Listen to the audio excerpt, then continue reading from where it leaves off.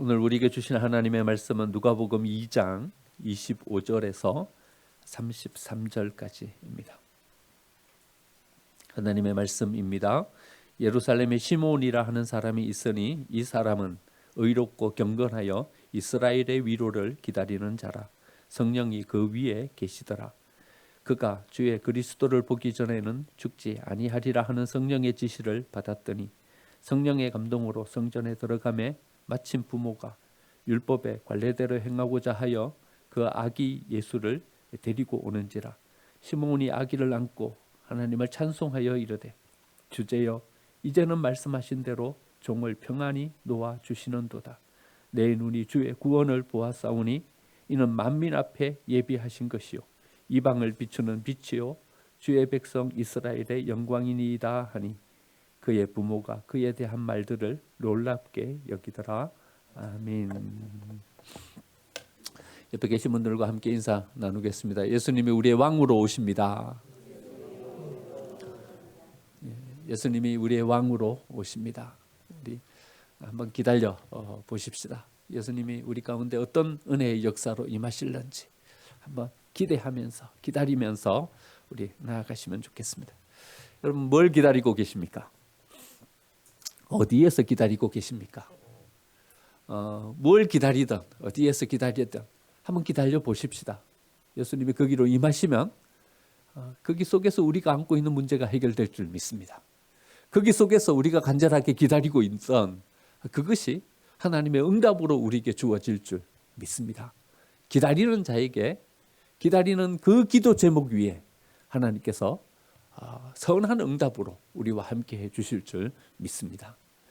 저는 고향에요. 아직까지도 마음 한켠에 이렇게 애틋한 장소로 남아있는 한 곳이 있어요. 저희 집 바로 옆이 자그마한 언덕처럼 된 산이 하나 있는데 그 언덕 위에 세워진 어떤 소나무가 이렇게 큰 소나무가 하나 있었고요. 거기 밑에는 널찍한 바위가 하나 있었어요. 저는 시간만 나면 거기 올라갔어요. 소나무가 이렇게 크게 드리워져 가지고 그늘도 이렇게 지고요. 그래 가지고는 거기서 낮잠도 자고 책 하나 가지고 올라가 가지고 거기서 책도 읽고 그러면서 보냈어요. 거기 올라가면요 앞으로 딱 펼쳐진 전망이 얼마나 좋은지 몰라요. 멀리서 굽이굽이 이렇게 펼쳐진 산들이 한눈에 쫙 펼쳐지고요. 그 아래로 들판이 쭉 펼쳐져 있고 꼬불꼬불 시냇물의 어떤 흐름이 그대로 눈에 들어와요. 멀리 맑은 날에는 어디까지 보이냐 하면요 가야산까지 보여요. 거기서 가야산까지가 직선거리로만 해도 300km가 넘거든요. 그런데 저희 집이 약간 높은 지대라서 그 가야산까지 보여요. 그때는 가야산인지도 몰랐어요. 그러면서 이런 상상을 한 거죠. 야, 저기 산 밑에는 어떤 사람들이 살까? 어떤 애환을 가지고 또 어떤 삶의 몸부림을 가지고 또 저기 밑에서 어떤 사람들이 살아갈까? 이런 상상을 가지면서 거기 위에서 시간을 보냈더랬습니다. 그 시간은요, 그 장소는요, 또 저희 기다림의 장소이기도 했습니다. 어머니가 장에 가시면요, 저는 거기서 어머니를 기다리는 거예요.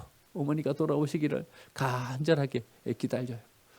어쩌면 어머니를 기다리는 것이 아니라 어머니가 가지고 오실 장보따리를 기다리고 있는지도 모르겠어요. 그 어머니의 시장 보따리 안에는요 기다리고 있던 것들이 있어요. 어떤 때에는요 새 고무신이 들어있고요. 어떨 때는 새 장난감이 들어있고요. 어떨 때는 달달한 사탕 한 봉지가 들어있고요. 거기에서의 어떤 저의 기다림은 어떤 행복한 시간이었고 어떤 소망의 시간이었어요.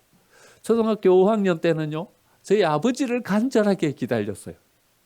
아버지가요 제 새 자전거를 사러 가는 날이었어요. 아마 아버지가 시장에 도착도 아직 안 하셨을 거예요. 그런데 이미 저는 거기 위에 산 위에 올라가서 돌아올 아버지를 기다리고 있었어요. 얼마나 목을 빼고 기다렸던지요. 제 목이 지금 이렇게 된 것이 그때 막 목을 빼고 기다려가지고 목이 이렇게 됐는지도 모르겠어요.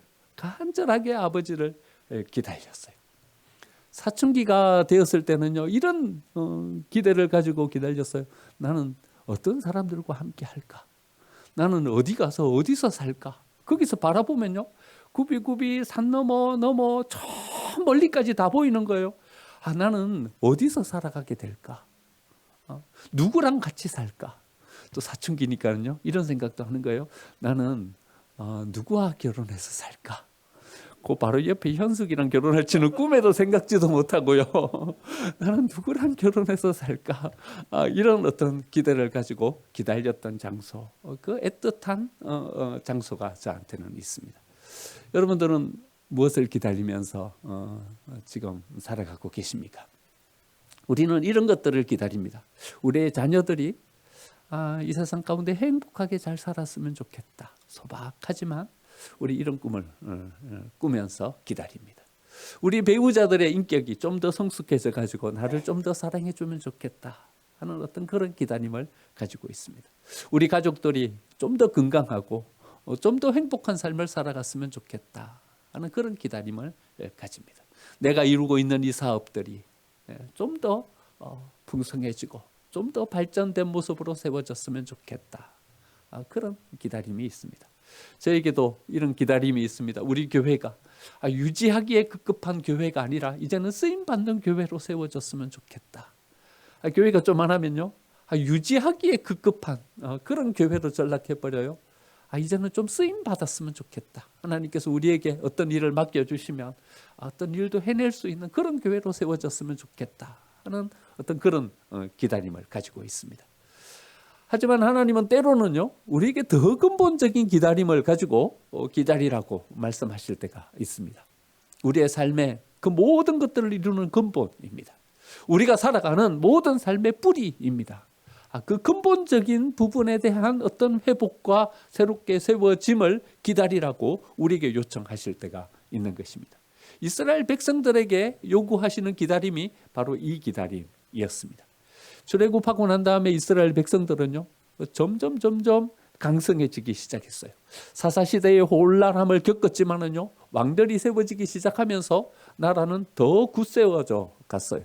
다윗과 솔로몬 시대의 영광과 화려함을 누릴 수 있었어요. 북이스라엘 여로보암 2세 때 최고의 절정의 어떤 강한 힘을 가진 나라로 이스라엘이 세워지게 되었어요. 남유다 우시야, 요담, 아하스, 히스기야 그 시대에 60년 동안의 어떤 평화와 안정을 누리던 때도 있었습니다. 그런데요, 이렇게 평화롭다 보니까는요, 이렇게 경제적으로 넉넉해지다 보니까는요, 그들은 점점 하나님으로부터 멀어지기 시작했습니다. 하나님 없는 경제적인 풍요, 이게 가능할 것 같아요. 하나님 없이도 경제적으로 얼마든지 넉넉할 수 있는 거예요. 이 주변에 있는 나라들이 다 자기들한테 조공을 바치고 있는 거예요. 이거 뭐 굳이 하나님 앞에 나아가가지고 무릎 꿇고 하나님 뭘 좀 주십시오. 하나님 앞에 이걸 복걸하지 않아도 경제적으로 넉넉해. 하나님 없는 경제적인 풍요를 기대하는 거예요. 하나님 없는 성공을 꿈꾸는 거예요. 군사력이 넉넉하게 세워지니까는요, 전쟁에 나가면 이기는 거예요. 승리하는 거예요. 전쟁에서 이기면 거기에서 거두오는 전리품과 거기서 오는 어떤 이스라엘의 위세가 보통이 아닌 거예요. 그들은 하나님 없는 성공, 하나님 없는 풍요를 꿈꾸면서 살아가기 시작했던 것이죠. 그러자 하나님은 이스라엘을 다시 찾아가시면서 그들로 하여금 하나님을 기다리게 하십니다. 하나님 없는 풍요를 기다리지 말고 나를 기다려라. 하나님 없는 성공을 기다리지 말고 나를 좀 기다려라. 여러 선지자들을 보내면서 하나님께로 돌아오라고 요청했지만 그들은 이 하나님의 선지자들의 선포가 귀에 들어오지 않았습니다. 그러자 하나님은 아수르를 세우십니다. 여로보암 2세, 그들의 기세등등하던 화려함의 성공, 불과 몇 년 지나지 않아서 BC 722년 아수르에 의해서 북이스라엘이 멸망당해 버립니다. 사마리아가 하루아침에 함락당하고요, 거기 있는 모든 백성들이 아수르로 다 포로로 잡혀가 버립니다. 여러분, 이런 일이 있으리라고는 그들은 상상치도 못했습니다. 그들의 경제적인 풍요가 오랫동안 지속될 줄 알았습니다. 그들의 안녕과 번영이 늘 그들 곁에 있을 줄 알았습니다. 하나님 없이도 얼마든지 살아갈 줄 알았습니다.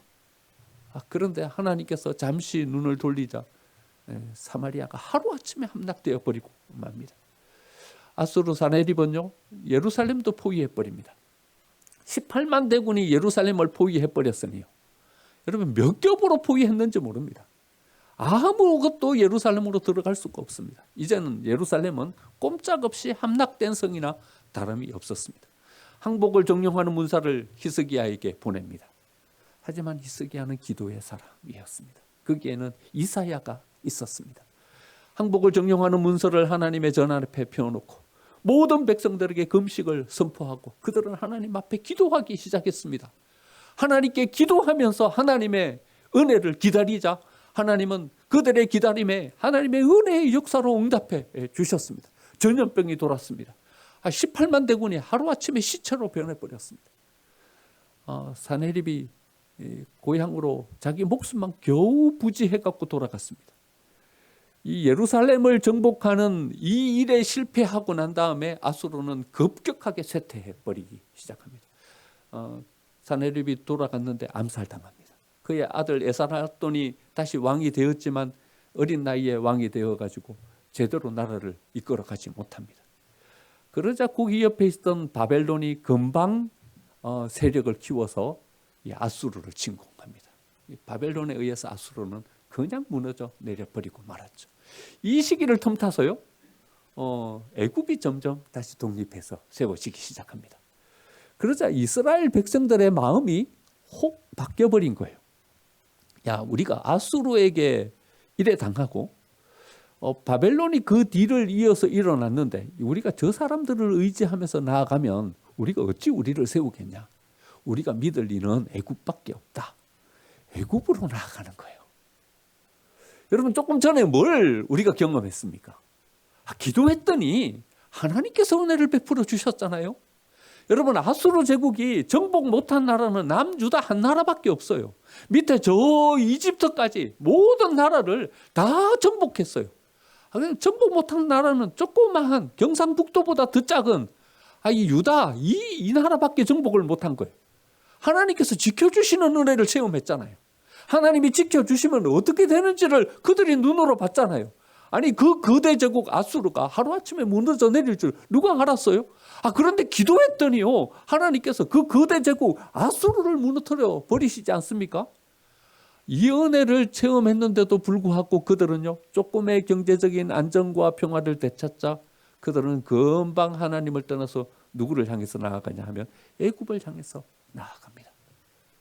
여러분 애굽이 아니잖아요. 애굽이 아니잖아요. 그들은 하나님 앞에 엎드려야 하잖아요. 그런데 그들은요 친애굽 정책을 펴면서 애굽을 의지하면서 나아갑니다. 여러분 하지만 애굽은요 이해관계가 뚜렷한 사람들이에요. 자기가 손해가 될지 이득이 될지를 잘 아는 사람들이었어요. 이스라엘을 위해서 자기를 희생하려고 하지 않았어요. 여러분 우리가 의지하는 세상은요 바로 이런 세상입니다. 여러분 자기들이 손해보면서 우리를 도와주겠습니까? 자기들을 희생하면서 우리를 지켜주겠습니까? 여러분 세상은 이해관계가 뚜렷한 사람들입니다. 자기에게 손해가 되는 것을 우리에게 주는 이들이 아닌 것입니다. 그들에게 무언가를 얻으려면 우리도 무언가를 내놓지 않으면 그들의 도움을 받을 수 없는 대상이 세상인 것입니다. 여러분 세상을 의지하지 마십시오. 세상은 이해관계입니다. 세상에 여러분들의 어떤 근원을 두지 마십시오. 그들은 손해볼 것 같으면 금방 발을 빼버릴 것입니다. 우리는 허공에 넘어져 버리고 말 것입니다. 세상은 우리가 의지할 대상이 아닌 것입니다. 그들은 하나님께로 가야 됐음에도 불구하고 그들은 절저하게 하나님을 거부해버리고 맙니다. 하나님은 여호야김 왕에게 예레미야 선지자를 보냈습니다.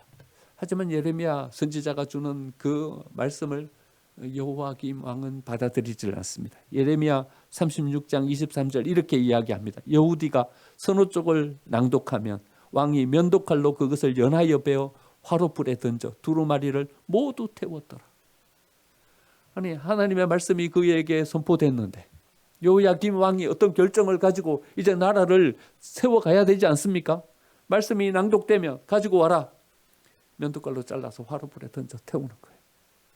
그 뒤에 이렇게 이야기해. 왕과 그의 신하들이 이 모든 말을 듣고도 두려워하거나 자기들의 옷을 찢지 않았다. 이렇게 이야기합니다.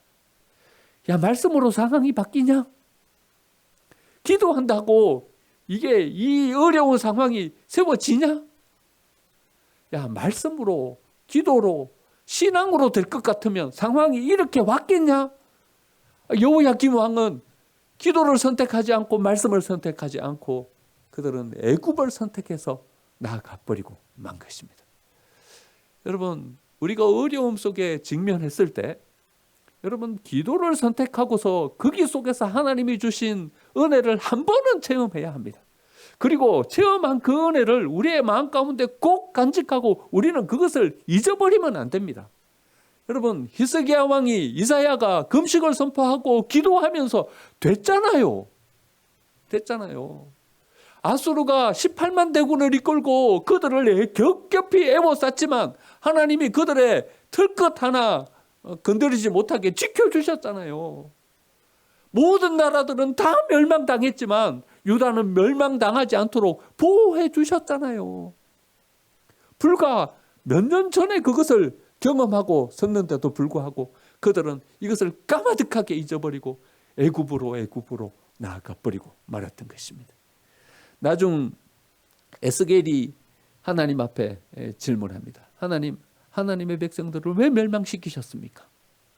질문하자 하나님은 에스겔에게 이렇게 대답하십니다. 에스겔 22장 30절 보면 이 땅을 위하여 성을 쌓으며 성 무너진 데를 막아서서 나로 하여금 멸하지 못하게 할 사람을 내가 그 가운데 찾다가 찾지 못하였으므로 내가 이 성을 그들에게 넘겨주었다.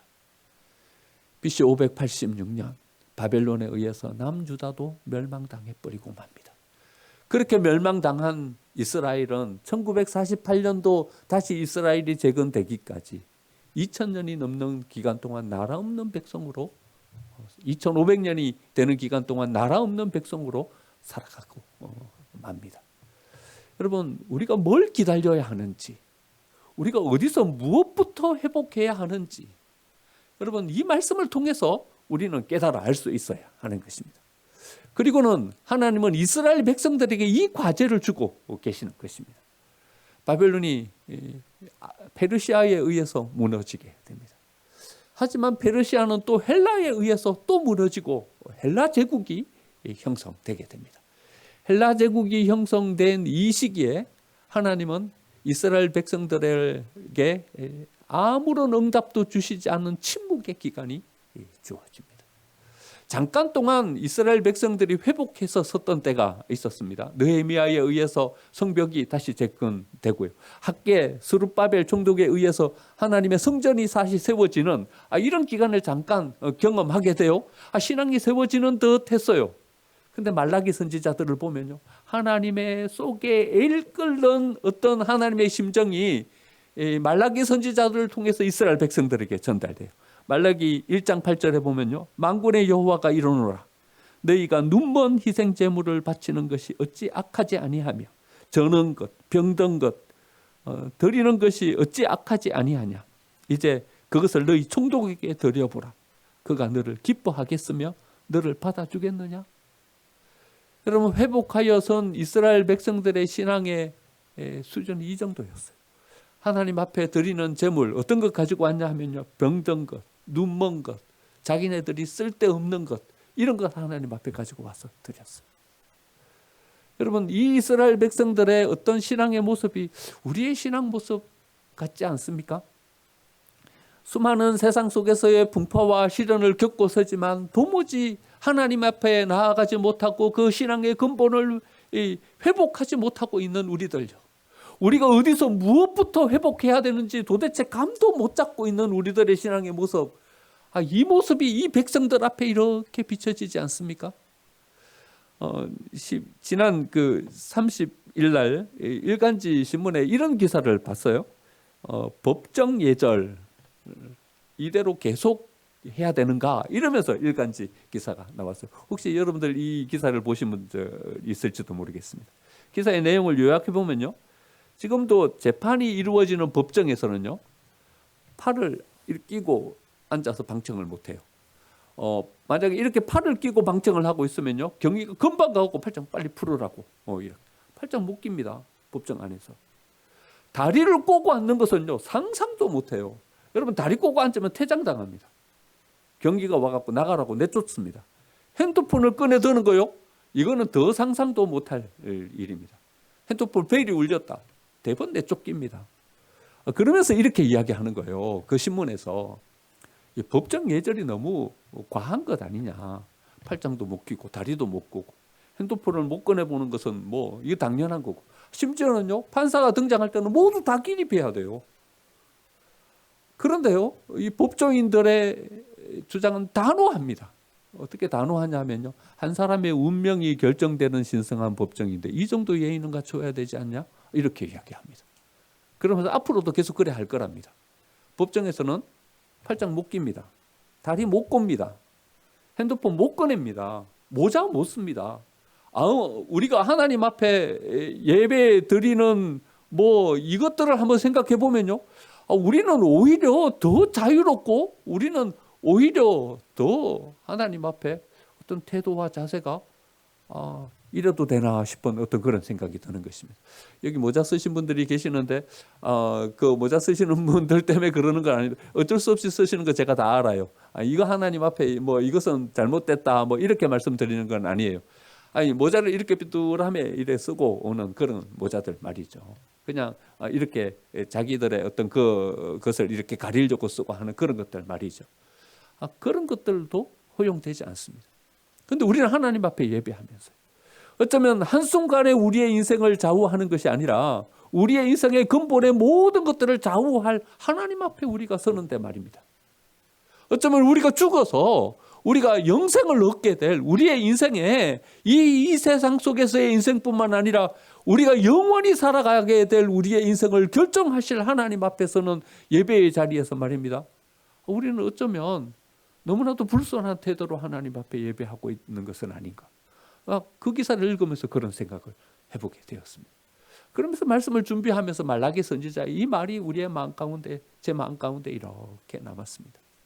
우리는 어쩌면 눈먼 희생을 하나님 앞에 가지고 와서 우리가 쓸모없는, 쓸데없으니까 이것을 하나님 앞에 드려도 되겠다 이러면서 가지고 와서 하나님 앞에 드리는, 하나님을 향하여서는 어떤 기대도 어떤 기다림도 없는 그런 신앙의 모습을 가지고 우리는 세워져 있는 것이 아닌가, 그런 마음을 가지고 말씀을 묵상했더랬습니다. 하나님은 헬라 제국을 통해서 이제는 이스라엘 백성들을 향한 모든 문을 다 닫아버리십니다. 안티오코스 에피파네스 2세, 아주 악랄하고 아주 잔인하게 이를 데 없는 사람이었습니다. 그 사람이 예루살렘으로 침공해 왔습니다. 겨우 세워놓았던 하나님의 성전을 불질러 버렸습니다. 다 태워버렸습니다. 그리고 거기에다가는 돼지를 잡아서 이 돼지 피를 뿌리면서 성전을 모독해버립니다. 하나님의 말씀이 기록된 모든 두루마리를 다 가지고 오라 그러더니 그 성전 뜰에다가 모아놓고서 불질러서 모든 하나님의 말씀을 다 불태워버립니다.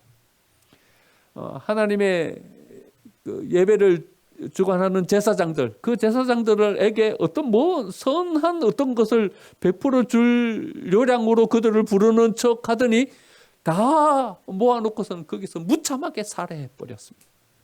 제사장도 다 죽었습니다. 하나님의 말씀도 불태워져 버렸습니다. 하나님의 성전도 없어져 버렸습니다. 저는요, 안티오코스 에피파네스 2세가 이것을 이렇게 불태웠다라고 생각한 것이 아니라 저는 이렇게 봤습니다. 하나님께서 이스라엘 백성들을 향한 모든 문을 스스로 닫으셨다.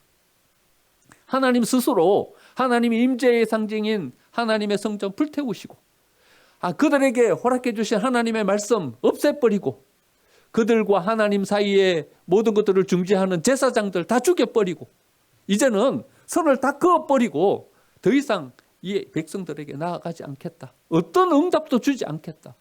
400년 동안 침묵의 시간이 진행됩니다. 하나님은 어떤 대답도 주시지 않으십니다. 어떤 말씀도 하시지 않으십니다. 그런데요, 놀라운 일이 벌어지기 시작합니다. 하나님이 침묵하시자 이스라엘 백성들이, 그들은 이런 특징을 가지고 있어요. 말씀을 다 암송하는, 암송된 말씀을 다시 기록하기 시작했고요. 그 말씀을 깊이 묵상하면서 나아가기 시작했어요. 하나님의 말씀을 깊이 묵상하면서 갔더니요. 아니 그들은 여태껏 발견하지 못했던 겉에서는 발견하지 못했던 속으로 깊숙이 들어갔더니 발견되는 모든 구약 성경이 이야기하고 있는 한 약속을 발견하게 되는 것입니다. 모든 구약 성경이 한 화살표로 한 지점을 가리키고 있는 것을 그들은 발견하게 되는 것입니다. 그것이 뭐냐 하면 메시아의 오심입니다. 하나님은요, 이 나라를 구원해 주실, 이 세계를 구원해 주실 메시아를 약속해 주고 계셨습니다. 이사야 7장 14절 보라 처녀가 잉태하여 아들을 낳을 것이요 그 이름을 임마누엘이라 하리라. 이로부터 시작해서요 모든 구약의 말씀 속에서 그들은 메시아의 오심이라는 것을 발견하게 되는 것입니다.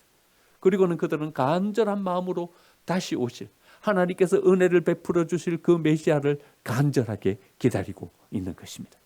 여러분 오늘 시므온이 기다리고 있었습니다. 25절 보면 예루살렘에 시므온이라 하는 사람이 있으니 이는 의롭고 경건하여 이스라엘의 위로를 기다리는 자라. 기다리는 자라. 여러분 위로를 기다렸어요. 시므온이 기다린 게 어떤 것을 기다렸어요?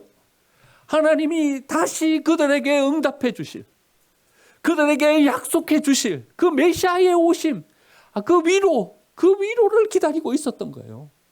시몬이 기다리고 있었던 것은 시몬뿐만 아니라 그때의 모든 이스라엘 백성들이 기다리고 있었던 것은 하나님께서 그들에게 다시 은혜를 베풀어 주셔서 그 약속하셨던 그리스도를 우리에게 보내주셔서 우리가 다시 하나님으로부터 위로받고 우리가 다시 하나님으로부터 회복되어서 우리가 다시 하나님의 은혜로 일어서는 이 은혜를 기다리고 있었던 것이죠. 여러분 무려 400년 동안의 기다림이었습니다. 그런데 하나님은 마침내 그들의 400년 동안의 기다림 거기에 응답해 주십니다. 여러분 시므온이 기다렸더니 시간은 오래 지났지만 시몬의 아버지도 기다리고 시몬의 할아버지도 기다렸어요. 할아버지도 기다리다가 돌아가셨고 시몬의 아버지도 기다리다가 돌아가셨어요. 그 대를 이어서 시몬 또 기다리고 있는 거예요. 기다렸더니 하나님께서 그에게 응답해 주셨습니다. 예수님이 정결의식을 치르러 성전으로 오는 그를 보고 그가 기다리던 이가 바로 그 아기 예수님임을 알게 해주셨고 그가 그를 품에 안고 하나님을 찬양하면서 나아가게 됩니다. 주제여 이제는 말씀하신 대로 종을 평안히 놓아주시는도다. 내 눈이 주의 구원을 보았사오니 하나님을 찬양하면서 나아갈 수 있게 해주시는 것입니다. 여러분 우리는 잘 못 기다려요. 마음이 조급해요. 빨리 내가 어떤 일을 처리하고 싶어요. 그래서 문제를 앞에 놔두고서 우리는 그냥 가만히 있지를 못해요. 그렇죠? 문제가 있는데 어째 가만히 있어요. 빨리 어떤 수단과 방법을 동원해가지고 이 문제를 해결해야죠. 그런데 때로는 하나님은요 우리로 하여금 기다리게 하십니다. 문제는 있는데 아무런 응답이 없는 거예요. 하나님은 성전도 불태워버리시고 제사장들도 다 살해해버리시고 어떤 통로도 열어주지 않고 문제와 나 이 두 가지만 딱 놓아두시고는 아무런 응답도 없이 우리를 여기에서 문제와 내가 대치하게 이렇게 만들어 주신단 말이죠. 여러분 이 기다림 속에서 그들은 깊어지고 깊어졌습니다. 이 기다림 속에서 그들은 더 간절해지고 하나님께 초점 맞춘 신앙으로 세워질 수 있었습니다. 그리고 하나님께서 그들에게 허락해 주시는 은혜를 그들의 삶 가운데 누릴 수 있게 되었던 것입니다. 지난 한 주간을 보내면서요, 저는 좀 마음이 많이 힘들었어요. 오미크론이 생겼다는 이야기를 듣고서 아이고 이게 또 힘들어지겠구나. 마음이 얼마나 눌리는지요. 26일 날 총동원 우리 생명샘 축제주일 예배를 계획해 놨는데 19일 날 줄 서서 기다리는 아이들, 이거 잘만 하면 이 아이들 우리 교회로 좀 불러서 초청해가지고 피자 파티를 하든지 파티를 하면서 좀 할 수 있겠는데 이런 기대를 가지고 섰는데 이제는 이거 모든 것들이 다 물거품이 되게 생겼어요. 마음이 물럭도 녹아버렸어요. 제 개인적인 삶에도 이래저래 일이 꼬이기 시작했어요. 얼마나 마음이 눌리는지요. 그 눌림을 극복할 수가 없는 거예요. 일을 할 수 없을 정도로 마음의 눌림이 제 마음 가운데 찾아왔어요. 의욕도 생기지 않고요. 생각하면 아마 한숨밖에 안 나오고 묘하게 저한테 이런 어떤 눌림이 찾아오는 거예요. 목요일부터 아무 일도 못했어요. 뭘 할 수가 없었어요. 근데 그 눌림 가운데 보내다가 금요일 저녁 기도를 하면서 하나님 앞에 나가서 하나님 왜 이렇게 힘들죠?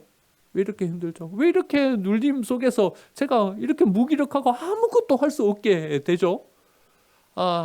기도하는데 하나님께서 사도행전 20장에 사도 바울이 예루살렘에서 체포되는 그 말씀을 문득 떠오르게 해 주시는 거예요. 사도 바울이 예루살렘에서 체포돼 버렸어요. 로마로 가가지고 로마에서 복음을 전해야 되는데 말이죠. 사도 바울을 죽이기 전에는 내가 밥도 먹지 않겠다. 사도 바울 암살단이 생겼어요. 그래가지고 여러 음모들이 막 곳곳에서 이루어지는 거예요. 사도 바울을 죽이려고. 그러니까 사도 바울은요, 언제 죽을지 모르는 그런 생명의 위협 가운데 지금 예루살렘에 놓여져 있는 거예요. 그럼 사도 바울의 마음이 어땠을까? 제 생각하기요, 그 말씀을 묵상하면서 내가 안고 있는 이 가슴 답답함과 눌림과 이 답답한 마음이 사도 바울의 마음이 아니었을까? 이런 생각을 해보게 되는 거예요. 체포돼 갖고요, 사도 바울이 로마로 압송되는데 유라굴라 폭풍이 생기는 거예요.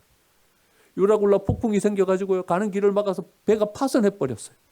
배에 있는 모든 것들을 다 잃어버렸어요. 죽다가 살았어요. 간신히 올라가가지고 그레데셈에 올라갔는데 불 피우다가 독사한테 물려버린 거예요.